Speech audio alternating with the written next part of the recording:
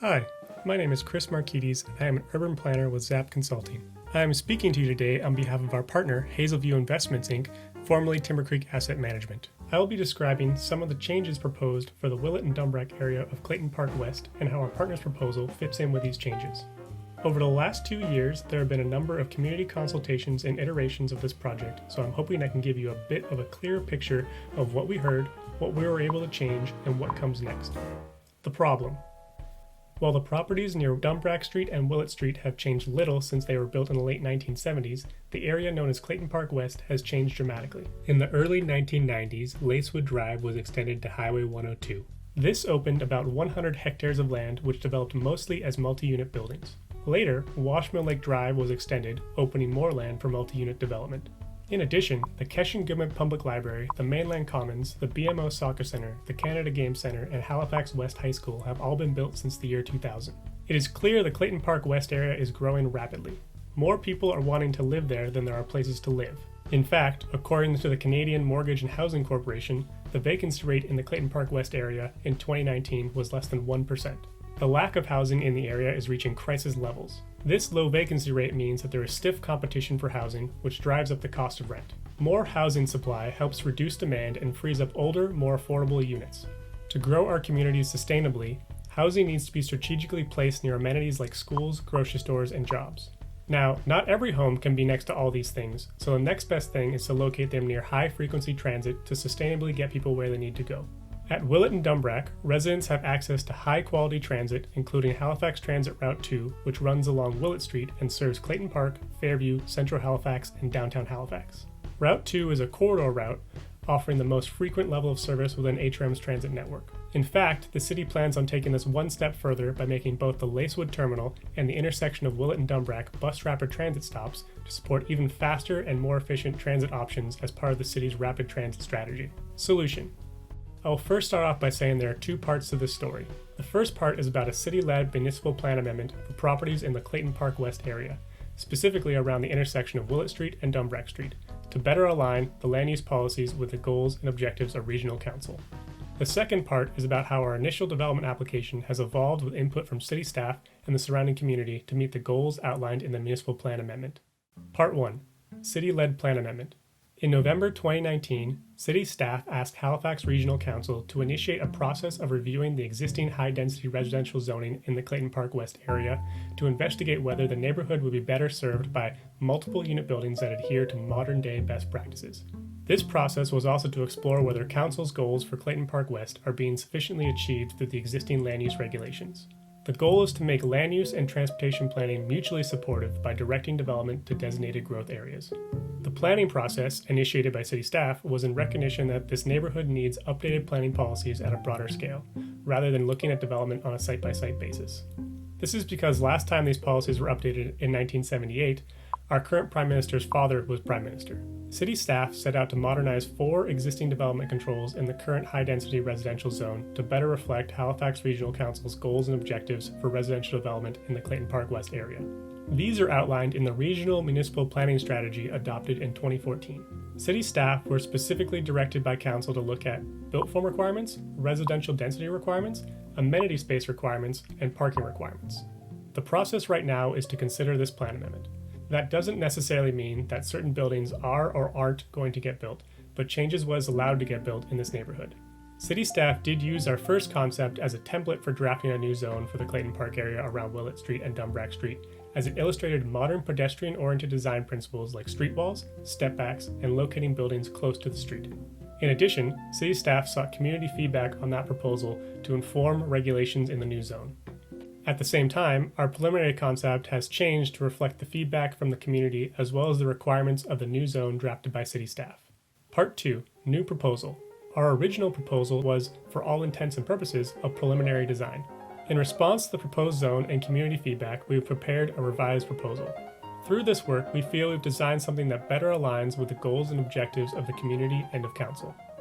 Let's talk a bit more about it.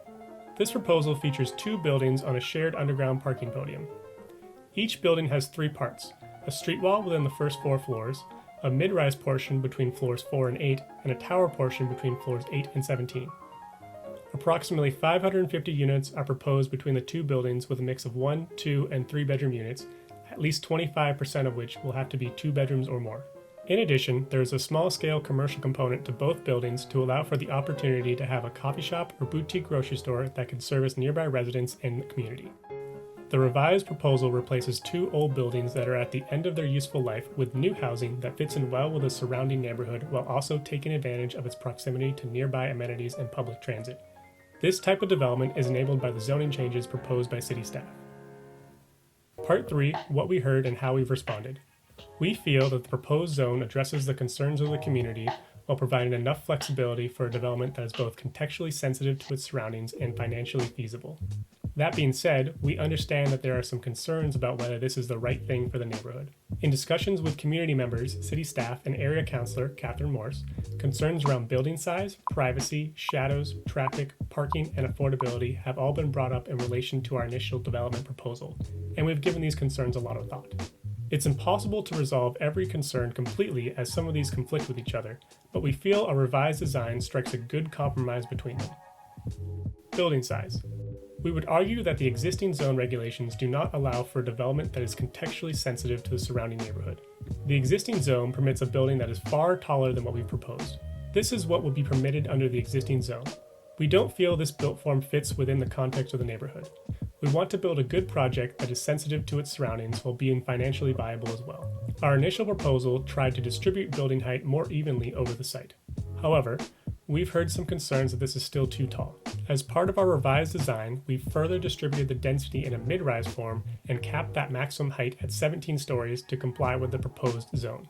For reference, the top of the 17th story is only 3 stories taller than the top of the Y-shaped building across the street, as measured from the intersection of Willett and Dunbrack Street. We are proposing something that we feel is a great compromise between what is way too much and the alternative, which is leaving a vacant site for the next several decades. Privacy. Our initial development proposal showed 4-story townhouses along the west property line. In conversations with residents abutting Hazelview's property, we understood that they valued the privacy that a landscape buffer gave them. In our revised proposal, we are increasing the size of the existing buffer to almost 30 meters to provide even more privacy to those residents. Shadows. Our initial development showed 3 towers on a shared podium structure. Taking into consideration the feedback from residents on potential shadows on their properties, we've reduced the number of towers to 2 and made them 50% slimmer.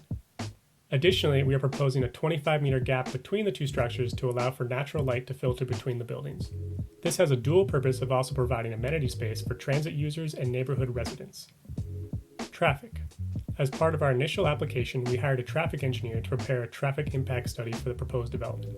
In that study, the engineer indicated that the proposed development will not have an appreciable impact on traffic operations at the 2 study intersections of Willett and Dunbrack and at Lacewood Drive and Willett.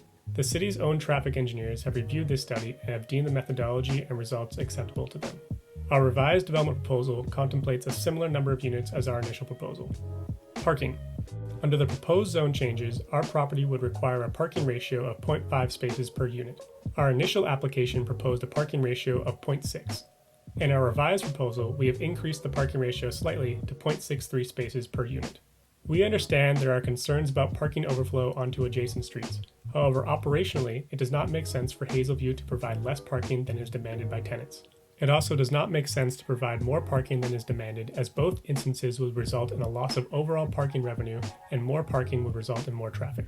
Hazelview has conducted parking utilization studies across all their properties in Canada and has concluded that a parking ratio of 0.6 to 0.7 is desired in this area.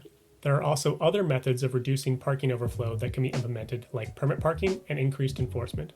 That being said, additional parking is possible if desired by the community. However, this comes with trade-offs. Affordability. Hazelview is committed to striving for 5% affordable units based on CMHC's definition of affordable housing. Given this commitment, the margins for this development are slim. Additional parking requirements or a reduction in the number of units makes this commitment not feasible. To offset the cost of additional parking, the remaining units would have to be priced significantly higher than what the Halifax market can support currently, making housing less affordable for everyone and impacting the feasibility of the project. Unfortunately, there are limited provincial and no municipal monetary supports to lessen the impact of these trade-offs. Given these realities, we feel strongly that providing affordable housing warrants the trade-off of reduced parking and more residential units to offset costs. Conclusion. We are at a crucial moment in Halifax where we need more housing. We need more housing close to amenities and transit routes. We need more housing close to other housing where people can feel part of a community. And we need more housing where the infrastructure already exists to support it. This is an opportunity to lean into that need and provide housing for people in a way that is sensitive to the fact that there is already a community that lives here, and we want to make this the best possible development for those people that already live there. So, what comes next? City staff are presenting their municipal plan amendments to Halifax and West Community Council on December 9th. At this meeting, the Community Council, made up of 6 regional councillors, will recommend to Regional Council to consider or not consider the proposed changes. Following that meeting, Regional Council will hold a meeting to decide whether to schedule a public hearing for the proposed changes or to request changes to the proposal from staff ahead of the public hearing. At the public hearing, city staff, the applicant, and members of the public will be able to share their thoughts on the proposed amendment changes. After considering that feedback, Regional Council will then decide whether or not to approve the municipal plan changes, not our specific development proposal. Right now, a public hearing for these amendments has not been set. However, a date will be posted here once set by Regional Council. While the proposed municipal plan changes enable the revised concept, there is still a lot of work to be done to fine-tune the proposed development, and Hazelview is open to feedback. I hope this video provides some clarity around the plan amendment process, what is being considered, and how our proposed development takes into consideration the feedback we've received from the community. If you have any questions about anything mentioned in this video, please feel free to contact me here, or city staff here, or your local councillor. Thanks for watching.